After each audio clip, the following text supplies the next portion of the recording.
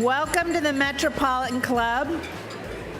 It's great to see such a large group of, I've never seen the room this full before.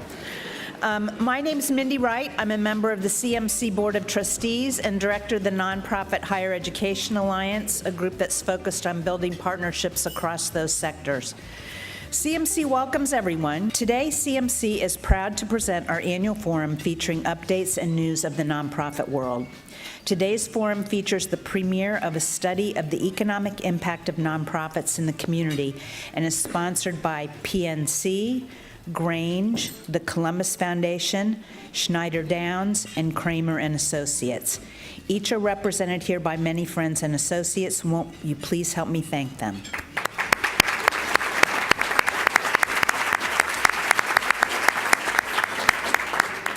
So now let's welcome Dan Sharp, Vice President for Community Research and Grants Management at the Columbus Foundation.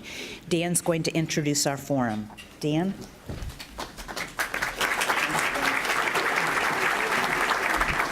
Thank you, Mindy. The nonprofit sector hasn't seen a crowd this big and exciting since last month's Big Explore. We'll be announcing the record-breaking attendance levels next week, but want to thank each and every one of you who personally and professionally made that such a wonderful civic gift for our community. So thank you.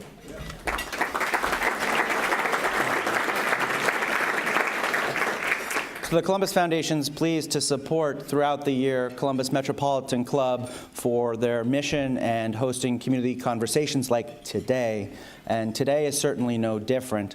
This has been brought together by a wonderful collaboration of partners that worked hard with the research partners. And so I want to extend gratitude to Greater Columbus Arts Council, Experience Columbus, the Human Services Chamber of Franklin County, and the United Way of Central Ohio for their great collaboration on bringing these data points and details to us all today.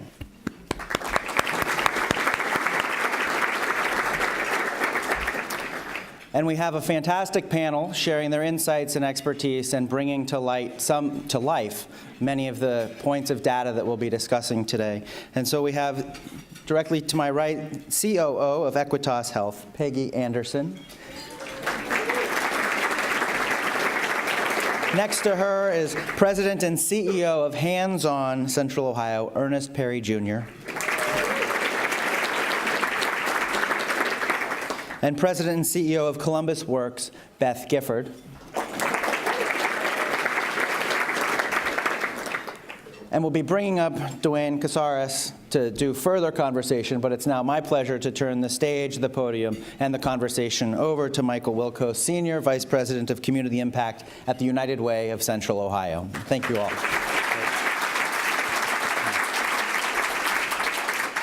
Thank you, Dan, and good afternoon. It was more than a century ago that business tycoon Andrew Carnegie said, quote, "The onus is on philanthropists, nonprofit leaders, and social entrepreneurs to innovate. It is up to them," he said, "to apply new thinking to old problems." Carnegie gave 90% of his fortune to numerous nonprofit and educational institutions. He believed enlightenment was the best remedy for the ills that plagued the human race.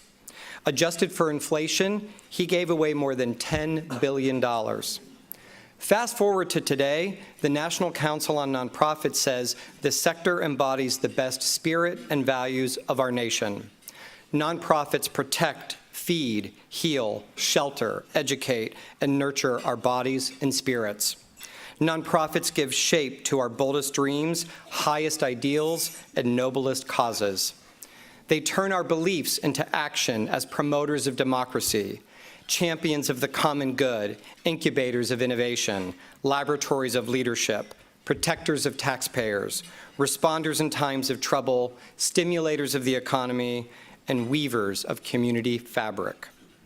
Is it any wonder, then, in the State of the Nonprofit Sector study previewed today reveals that 1 in 10 people in Franklin County are drawn to employment in the nonprofit sector. 75,000 of us work every day in Franklin County to bring these values to life. This new report examines 2007 through 2015, the most recent year data was available, and it reveals that the number of nonprofits in Franklin County grew from 7,013 to 8,033, a growth of 14%. As significant as that growth might sound, Franklin County's population grew by 10%, yet the number of people who are economically vulnerable, those earning 200% of the federal poverty level and below, grew at an even faster rate at 20%.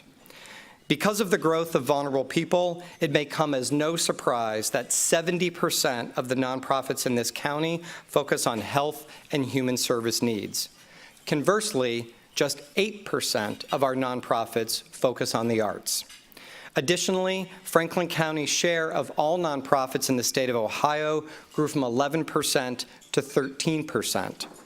Not too surprising, because during this period, Franklin County added 128,000 additional residents, while the rest of the state lost 6,000. There are some extremely positive signs of health in our sector. Total revenues grew 39%, from $12.2 to $17 billion, and the local nonprofit sector saw its assets grow 70% during this period, from $8.4 to $14.3 billion. Yet the largest of these nonprofits accounted for a disproportionate share of this asset growth. But the vast majority of nonprofits in Franklin County are very small, and they make up a majority of the employment in the sector. While Franklin County added 1,000 more nonprofits, the rest of Ohio saw the number of nonprofits shrink by 420. This rate translates into a new nonprofit being formed in Franklin County every 3 days. One perspective on the growth of our sector could be that they're responding to the increased need, or perhaps they're creating new ways to serve people, animals, neighborhoods, the environment, and arts.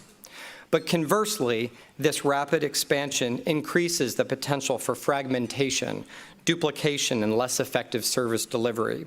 Many organizations reported feeling siloed and isolated from each other, and they often lack shared goals. The growth of so many additional nonprofits has led to competition for both funding and volunteers, as the expansion of this sector has far surpassed the capacity to serve them all. There is now one nonprofit in Franklin County for every 153 people. But we must be reminded many of these are entirely volunteer-led and run organizations. Additionally, the study revealed nonprofits recognize the need for moving far beyond the traditional fundraising models and implement new entrepreneurial solutions. Yet too many of them reported a lack of training and guidance to make those solutions work. An additional concern for the sector is low wages. Of the 15 major employment categories, wages in the nonprofit sector are lower than 10 categories and higher than only 4: retail, hospitality, educational services, and general services. It was noted that low wages paid by the sector have often been offset by people who are attracted to nonprofits because they are driven by the mission and their passion to serve. But this dependence over the years on passion-driven individuals may run its course, and it's becoming more difficult as a very tight labor market is drawing young talent to other industries. With this growth, further difficulties exist in fundraising and volunteer recruitment. The most recent benchmarking report commissioned by the Columbus Foundation, which compares us to 22 peer metros, revealed that we rank 16th in charitable contributions and giving ratio and 13th in volunteerism.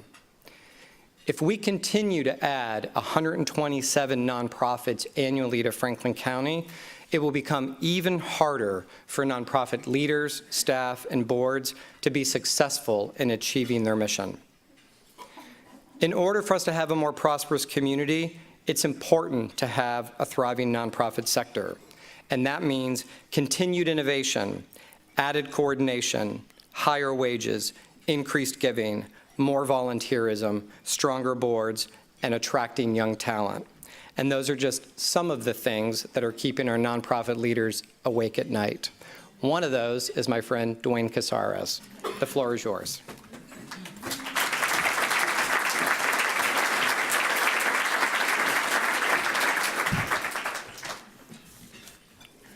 I think he just said that I'm keeping people awake at night. So we've just heard this report on the fact that there's been a huge increase in nonprofits, yet we know, being in the nonprofit sector, that all the needs are not being met. So in each of your respective areas, I'd like to get your initial reactions to some of the findings from this report. I will say one of the things that really stood out, and Michael touched on this, is yes, we had the recession that we went through, and I've talked to many nonprofits, and many either closed their doors, they merged with other entities, struggled significantly during that time, had to do a lot of layoffs. And so it's not surprising to me that, it was surprising to me that there were so many more nonprofits in our community. I think it shows to the niche of needs. And so if we have big issues like the opiate crisis, we have in Franklin County a significant increase in our poverty rates, including with the new folks who are coming into the community. You form organizations that, if the current organizations can't serve those, then others pop up to serve those communities and to address those issues. And so I think that the community, the really great thing, one of the great things about the nonprofit community is we try to be flexible. And it was really still, knowing that, astonishing to me how many new nonprofits we have in the community. You know, I believe that a lot of nonprofit leaders probably know instinctively that a lot of the trends that Michael highlighted are out there, but to hear the numbers is a bit of an eye-opener, particularly as I think about the numbers around compensation for employees in the sector and how we rank only higher than 4 out of 15. You know, I have a great board member from L Brands, Aaron McClendon. He's over there in talent. He always likes to say that it's a war for talent. And I think we all feel that every day. But to understand that we're so challenged in the types of compensation that we can offer to attract good people is a big deal. And I think it's a big deal because a lot of us are being more entrepreneurial. We're doing things that are not traditionally seen as nonprofit work. We need people with different types of skills and fluencies that you would see in the for-profit sector. And we're really competing to hire great people with every other employer in the region. For us specifically at Hands On, for example, we do a lot of work around technology innovation, and it's very difficult to keep track of the pace of change in that sector, to stay up to speed with the cycles and the rapid innovations. So we rely a lot on partnerships with groups like Nationwide, Ohio State, Sophisticated Systems. They help us mitigate some of the challenge, but there's no substitute for having talented people. So at Columbus Works, we partner with many employers across Central Ohio from multiple sectors, and there is a war for talent. But I've found, and I was glad to see the data backs up, that in recruiting staff that come with business skills to our nonprofit, being able to compete with an employee value proposition that's more meaningful to their family than just their passion for our cause, has really created some business friction, a more complex business situation inside, because we have a real conviction that the majority of our dollars should go directly to serving the people that we serve.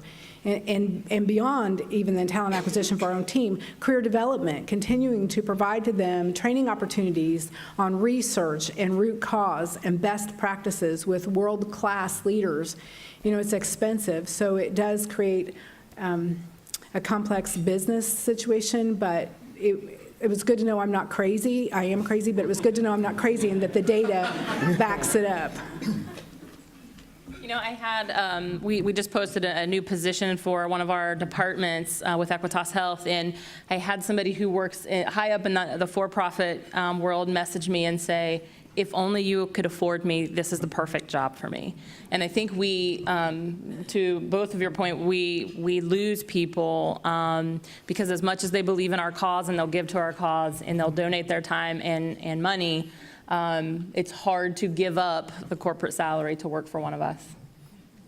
That's interesting. We just had a board meeting this morning, as some of my board members are here, and that's one of the discussions we had. So how can we meet those challenges that each of you have in not only hiring good staff, but also retaining them? So from my perspective, finding other things that are important to them at this season in their life and knowing that we're richer for the time they're with us, but they may not spend an entire career with us, and that's okay. It's knowledge sharing. When folks come, I want people that are smarter than me. I want people who, they just know things I don't know. We just, they are bringing a talent, and I'm very willing to have them for the season that they're able to be there and know that it benefits the organization and creating the best value proposition that we can afford, and maybe in areas other than just compensation. And what can we do as a community, even outside the nonprofit sector, to assist nonprofits in this goal? I would love to see the community rally around a couple of things, actually. Rally around a way, particularly for young people or folks who are just going back to school, for some loan assistance with their loans, as long as they work in a nonprofit for a certain period of time. If there could be, other incentives that would help folks who really want to, or maybe not want to, but are okay working in a lower paying job as long as they can get some kind of other benefit or incentive financially, because people still have mouths to feed, they still have their rent to pay or their mortgage to pay. And so if there could be some policy or some regulations or changes around that, I think you'd get a lot of support from the nonprofit community. And I also think just the community and society as a whole understanding that nonprofits are businesses and that we do need to pay fair wages and we do need to have top talent. Because too often charities are, because of the way charities started in the very beginning, everyone assumes we give away our time for free. And we give a lot of time for free because some of us work during certain periods of our careers a whole lot. We certainly are not going to maintain good talent if we work folks to death for not a fair salary. So we have to change the society's thinking about what is a living wage and an appropriate wage for the staff that we hire. It would also be great to come up with a different way to assess the value created by employees in the sector. It's a pretty straightforward equation in the for-profit world. You look at the bottom line, and if you're generating dollars, you can see it in your paycheck. Our bottom line isn't purely financial. It's a little bit more sophisticated of a concept, and I think if we could come up with a way to assess that better and more comprehensively, we could really get a better sense of who's creating value in the sector and come up with ways to compensate them based on that.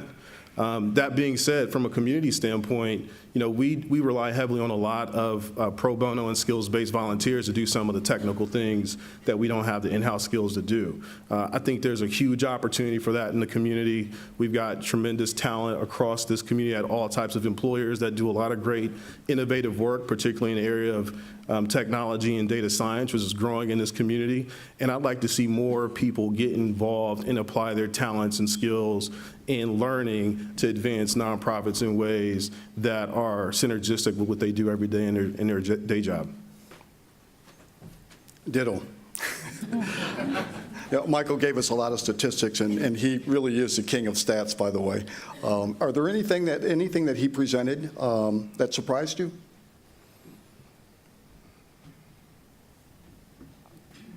There's a bit of uneven growth, I think, in the revenue between the different segments of nonprofits. Our large nonprofits have been continuing to grow, and that's clear in the data that Michael shared. We've got another segment, which is probably our middle market nonprofits. And there's a very complex story to be told there. A lot of those organizations seem to be stable and doing pretty well. And then there are a number of those organizations that are declining. And so I think there's a trend there that warrants some further investigation, and we'll see what that means long term. The largest number of nonprofits, I think, is under $100,000 or something like that, maybe like 40%. That's huge. These are organizations that start every day, and unfortunately, many of them shutter every day. The challenge with that is potentially the services that they offer and the unique communities that they serve. across Franklin County. We've got to always be certain that we're not creating gaps in service because of the rapid opening and closing of small nonprofits. Do you think that the nonprofit sector is meeting the community's biggest challenges? I think we're trying. I think that the nonprofit community alone can't meet the biggest challenges in the community. It's going to take all of us. We certainly bring a lot of knowledge, a lot of skills. We are the ones who I think if folks listen to us as a collaborative effort that we could help solve, if not solve, certainly help improve things like poverty and our response to the opiate epidemic. But we are not the only ones that can do that, or can. We have to have, government, public, community members, businesses. It has to be a collaborative effort because we'll just keep chipping away at something that's, worsening in another area if we don't do it together. I completely agree with Peggy. As we think about the continuum or the value stream, from birth on and the needs of our community and our neighbors, it really does take the entire community, employers, private industry, government, volunteers. It really does take everyone because it's a high-touch business.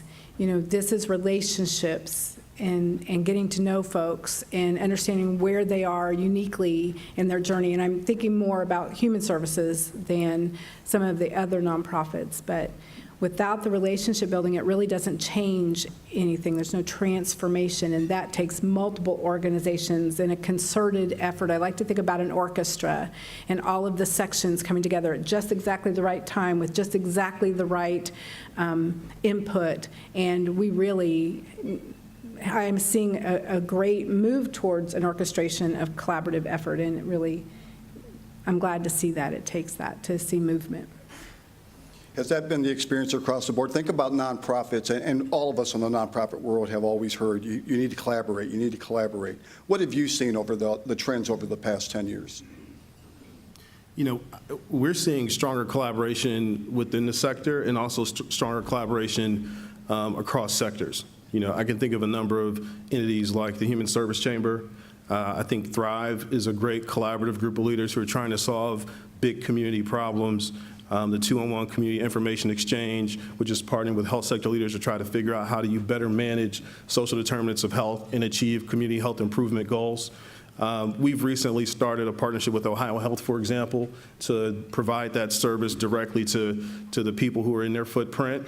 And I think there are more and more efforts like this taking place. So I think that the sector is rising to meet the challenge, and we're recognizing that it's a collective effort. We recognize that we've got to be entrepreneurial and do some unconventional things, and we're open to doing that. I think, too, this community has been amazing in our belief in jumping, feet first into the social enterprise, options that we all have. Certainly many of us have tried. Many have been successful. A few have been like, okay, that didn't work. Let me try something else. And we have been, as a community, much more open to not every social enterprise is going to work. Not everything you try is going to work. And that's, in business, not everything works. But in nonprofits, historically, we've been scared to try something that had any risk. And this community, including all of our partners, has been really good at helping teach you as a nonprofit how you make some of those risks and those decisions around risk, how you rebound or try something new. And that was empowering for us when we first tried our first clinic and pharmacy, the amount of folks who were willing to give us feedback. And thankfully we have a CEO who would really not to make the same mistakes others have made, and so we don't hesitate at all to reach out and ask others for advice. And this community, if I call up any of the CEOs in the nonprofit community, they're willing to talk me through, give me advice, or point me in a direction, and that's been really appreciated. Each of you represent a different part of the nonprofit sector. So what is the biggest challenge in your respective areas? For us, I think I mentioned it's talent. We're becoming more collaborative. We're trying to be more innovative and entrepreneurial. We need, broad skill sets, fluency, the ability to talk to different types of leaders in different industries in ways that we've never done before, to be able to build the future. And that's talent that, everybody in this community wants. And we certainly have unique challenges in terms of compensation to attract and retain and grow it. And the other for us, again, specifically, it's around technology and staying on top of the advancements and changes in that industry, and really being able to do that in a way that's consistent with our mission and continues to add value to the community. I'll echo those two things. The technology piece, I would also echo that. Just because you're a smaller nonprofit, or even a middle-sized nonprofit, you still have the same technology concerns, the HIPAA concerns, all of the things that large entities have, and a lot less resources. And so trying to figure out how to keep your data safe, keep your people safe, keep your equipment safe is challenging. And then I would also add on, there's a lot of policy, regulation, law, things that we keep an eye on. We're healthcare, so obviously Affordable Care Act, Medicaid expansion, 340B, those are all things that could change things on a dime for us. And so we keep an eye out for all of those things, not just for our own bottom line, but if we have, a bunch more patients who then don't have access to care, what happens community-wide. So those are things that we keep an eye on. So we're in the workforce space, and as everyone probably knows, there's been a lot of attention given to workforce and workforce training over the decades. So for us, the biggest challenge is looking at best practices and being innovative for things that are highly effective, and measuring them by understanding also what companies are needing, what talent do they need, where are their talent acquisition pain points, and not just the skills that they're looking for today, but what are they going to need in the near term, and how do we make sure we're innovating and delivering a product that produces workers who can retain jobs and move up in their skills and in credentials, and so that the employers are not the employers that are here currently, but so that we attract employers to the area, and that we're able to maintain employers, and learning, if someone goes, why did they go, and how can we impact the labor market. So from my perspective, the difficulty is sort of needing a crystal ball. So as technology changes and what people skills are needed, and then we're working with folks in generational poverty and all of those things. But eliminating poverty means full-time sustained jobs and moving up, and then what do employers need? It is a broad spectrum, and it requires a great deal of business acumen and relationships in multiple industries, and that keeps me up at night.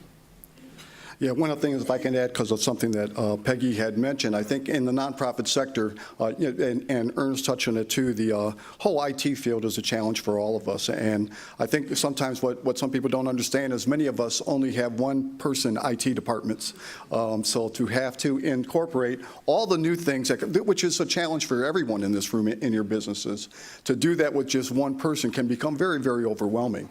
I think it's great that we do have relationships, and I want to mention this because, like through the chamber, many nonprofits share some of these things and share some of our folks. So just to let the community know at large, there are avenues where we do cooperate quite extensively with each other to assist each other. So as we look forward into the future regarding addressing our community needs, what do you think that looks like for nonprofits and where we need to head?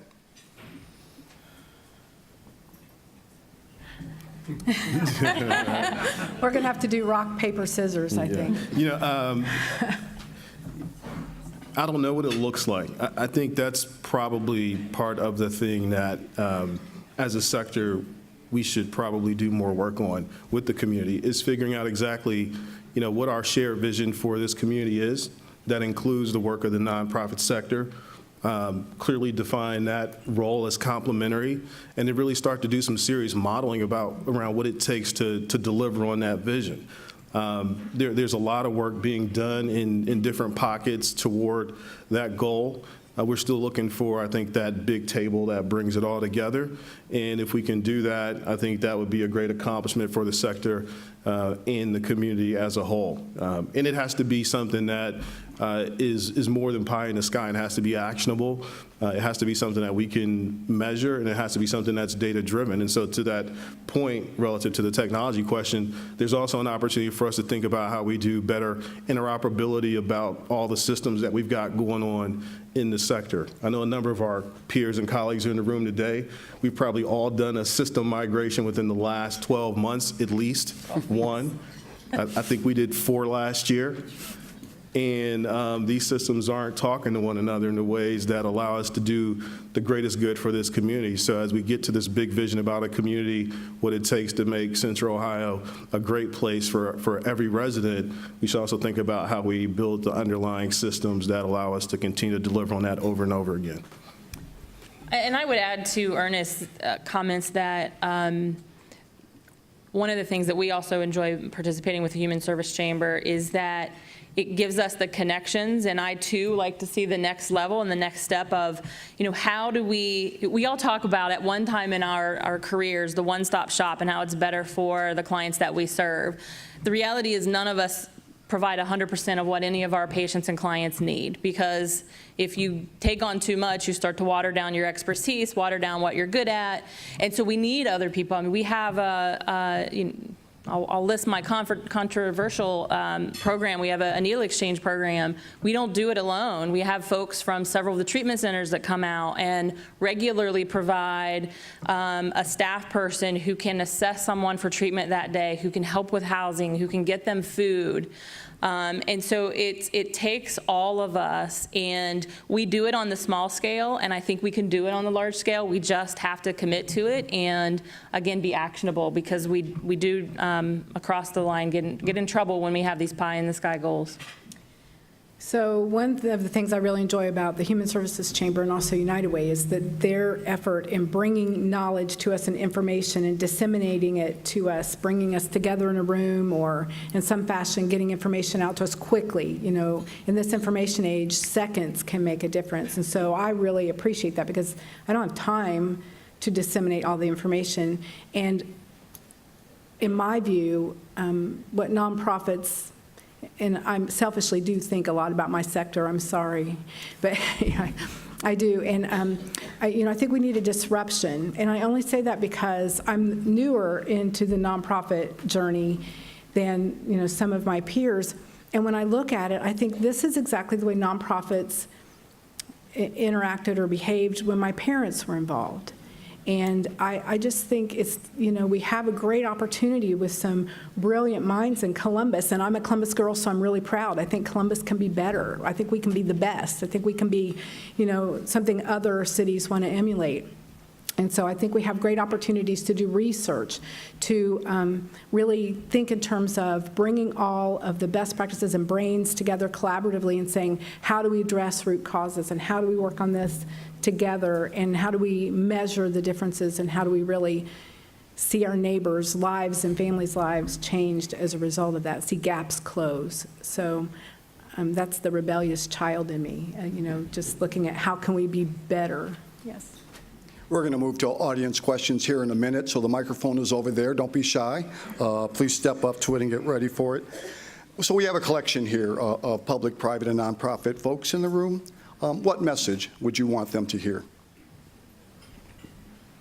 I would say recognizing the value of nonprofits. I think we've shown that we are large employers. We are certainly a significant piece of the fabric of the community. That we have a lot of talent. We'd love to have even more talent if we can afford to get them in the future. And that we should be at the table when it comes to figuring out how to solve some of the societal crises that we are facing now and that we will face in the future. I would say that the sector is vibrant, it's very diverse, it's growing, and it's growing out of necessity in some degree. This community is exploding, and unfortunately, because of the characteristics of that population growth, we're seeing a commensurate growth in need. There are more organizations that are popping up to try to address the need, and the existing organizations are trying to do more. And it's a real strain, and it's something that this community, I think, has to really wrestle with and solve for. And I think the sector is really at the table as a willing partner to find a shared solution. So I would share with you something my staff kept saying to me in November, December. They kept saying, Beth, we feel an energy. We can feel motion. We feel a movement forward. This is an exciting time to be in Central Ohio because all of the movement of companies coming and it's really, and the crew staying, there's just a lot of excitement, right? And we can all feel it. In the nonprofit sector, our staffs can feel it. The folks we serve don't necessarily feel it. And so I would say to you, we need all of you all. If you are discovering something new in your industry, share it with nonprofits so that we can share it with your neighbors and our neighbors so that their lives are made better from it. Don't say, oh, they're a nonprofit, they're not going to want to know this. No, we do want to know it. And we would like to know what's in your heads and what's in your research and what's in your think tanks so that at the end of the day, when you go to your car and you're in the parking lot and you see the houses around where you park and you see the neighbors, their lives are made better. So this momentum that we're all feeling, we really are excited and we want to be able to share it across the board.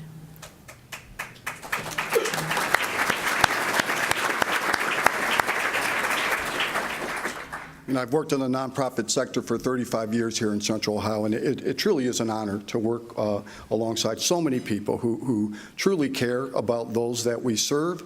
And all of us, I think, would say it is the people that we serve. We are their servants.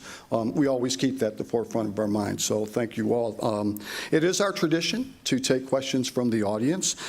Please state your name and ask your question. We need to state that this is not for editorial comments. And let's get started. First question. Hi, Eddie Pauline with The Ohio State University. Do you have any commentary or feedback on the pipeline or pool of board members for nonprofits and anything that we could be doing to enhance that?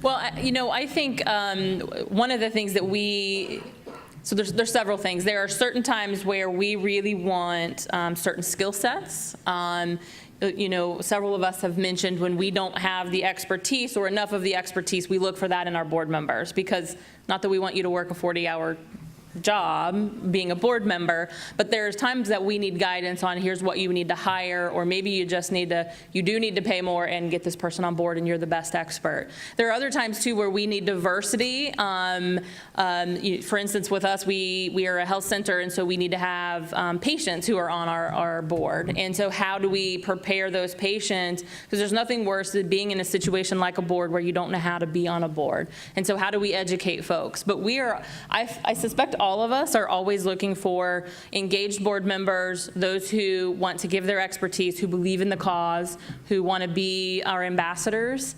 And it's just a matter of us knowing that you're interested in us. Yeah, and I think nonprofit boards are probably as diverse as the nonprofit organizations. I mean, different types with different roles. Some want more governing, some want people to bring skills and do more direct work. A lot of it depends on the size and the revenue of the organization. Shameless plug for Mr. Pauline. I am looking for a board member from Ohio State. So we can talk after this. So I'm just going to sort of be frank. We really need board members who bring skills and knowledge and experience and a passion for our mission, but we don't need board members who just want something on their resume. We just really, honestly, we're a small nonprofit. It is work. I'm just not going to fib. And so having someone who says, I believe in this and I'm passionate about it and I'm willing to give some hours to it is very important. I think Tom Feeney has always talked about the fact that there are seat fillers, there's resume builders, and there's doers. And nonprofit field needs doers, and they need board members that are committed to support and not just surveillance, yes. And that's huge. I'm Cookie McIntyre, and our business is recruiting for leadership for nonprofit, not-for-profits, mission and purpose-driven organizations, and we do that nationally. So having the conversations with leaders such as yourself and with boards that we work with very closely to find new CEOs, we've learned a lot about trends and a lot about best practices. The question I have for all of you is how you think about the social enterprises and the social entrepreneurs that are mission-driven, purpose-driven, and for-profit. They are attracting money from PE firms, from other investors, and how do you see that maybe in the future affecting or not affecting your own business?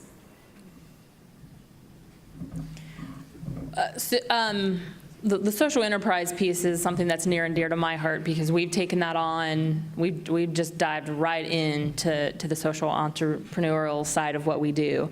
I think that the community is going to be, there's always going to be a mix, and there's always going to be, to an extent, a competition around that.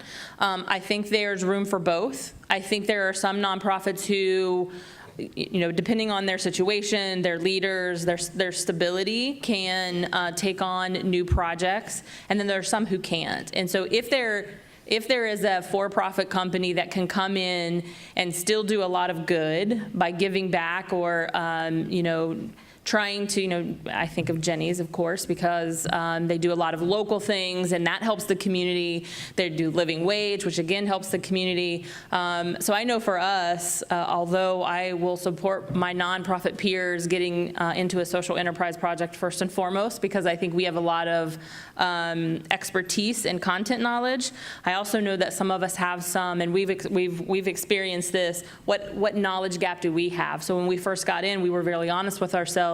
Do we have the right finance staff who know how to do healthcare and pharmacy? And some of the answers were no. Do I know enough? I went back at 40 to get a second master's degree in healthcare administration because I didn't want to have to Google everything. I wanted to be able to know some of it. And so how do you figure out some of that talent a for-profit may have naturally and you might not have on the nonprofit side? So I think there's room for both, and we can learn from one another. That was a long way to say that, but. So I would just add to Peggy, so on another side of my life, I am involved with the social enterprise as well. Columbus Works has multiple employer partners who are social enterprises.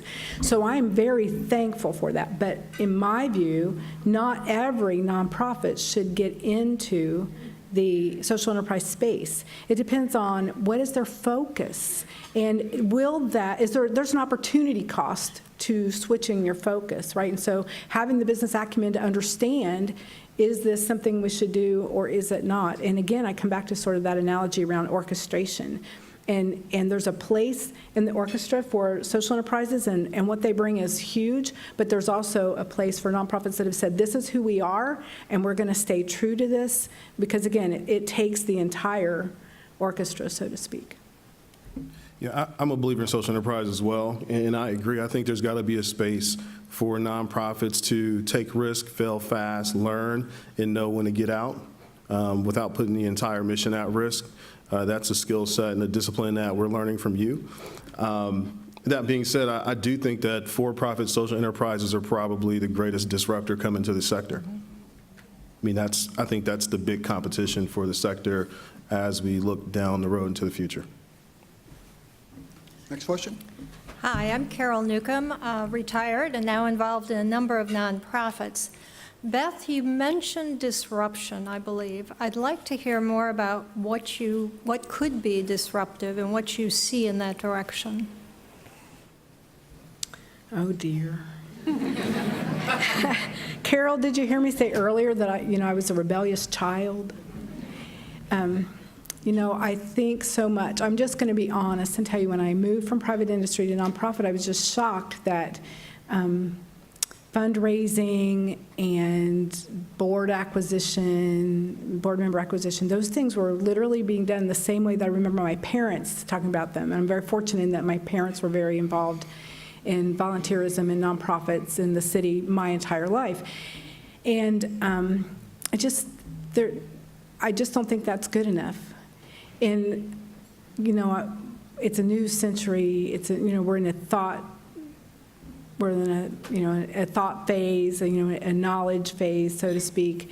And I just think we can do better in coming together collaboratively and saying, let's measure what works. Let's look for return on investment, and let's invest in what's working, and the data never lies. And let's really understand the metrics around, at what point in time are you getting ROI, what's not working, being agile to delivering services that really move people out of, in my sector, out of poverty, and they stay out of poverty. It's a long walk, but that's the other thing, disrupting the mindset that this is a 12-week thing. It is not a 12-week thing to move a family out of poverty.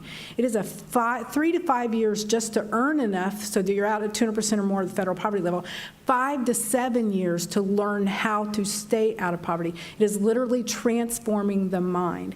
But many folks who make decisions around which nonprofits receive the investment are still thinking about 12-week programs, or they're still thinking about, I feel like you're doing a good job. Well, I think we ought to apply business principles, lean principles, and really disrupt that and measure efficacy.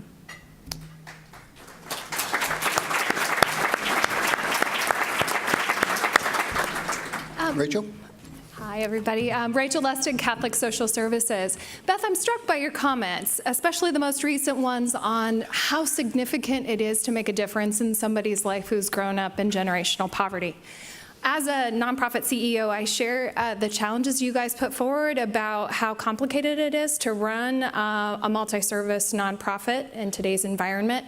And like you, many of the challenges that I'm facing are related to the very operations of the business. Mm-hmm. But how do we keep our focus on what I think our purpose is, which is about the challenges that the most vulnerable, that the group that was growing the fastest in Michael's statistics, that 20% of people who are living in poverty who are in our community? Rachel, are you asking me that question? Any words of wisdom? I'm glad you got the Rachel question.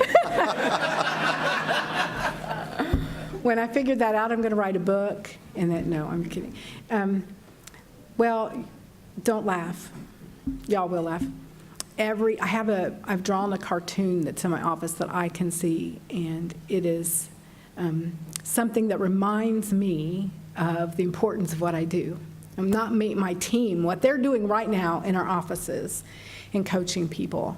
And my focus, so all the ancillary stuff has to get done, but my focus is on folks like the young man who came to us, and he had been addicted to opioids. He'd been in prison, so he was re-entering.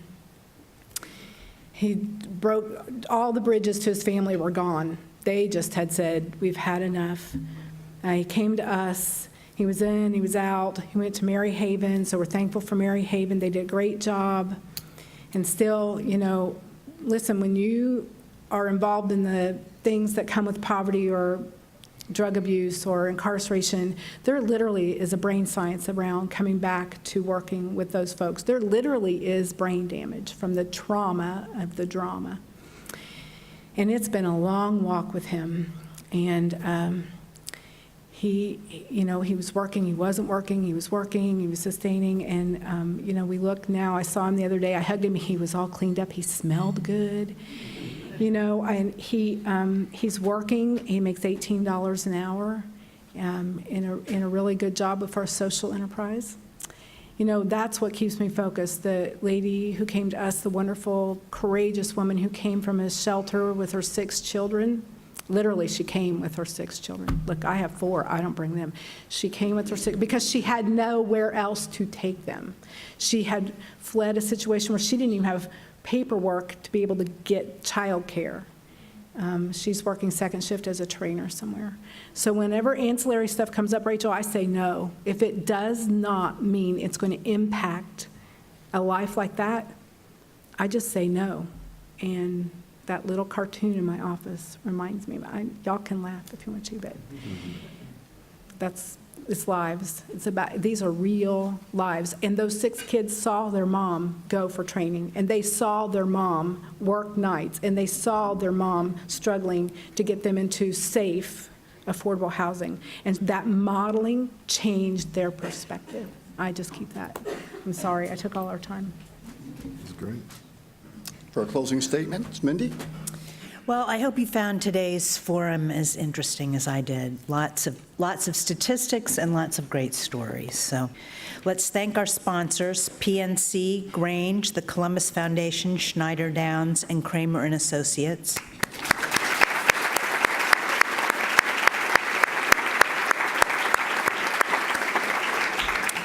And our speakers, Ernest Perry Jr., Beth Gifford, Peggy Anderson, Dwayne Casares, and Michael Wilkos.